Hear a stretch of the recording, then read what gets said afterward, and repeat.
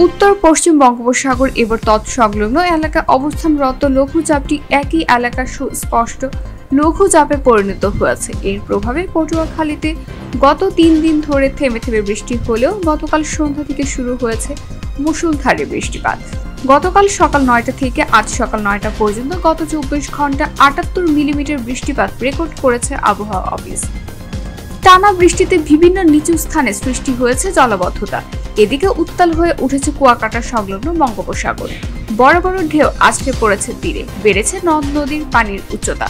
উপকূলীয় এলাকায় ঘিরে ঝড়ো হাওয়া বয়ে যাওয়ার সংখ্যায় পটুয়াখালী, পায়রা সহ দেশের সব সমুদ্র বন্দরকে ৩ নম্বর স্থানীয় সতর্ক সংকেত দেখিয়ে যেতে বলা হয়েছে।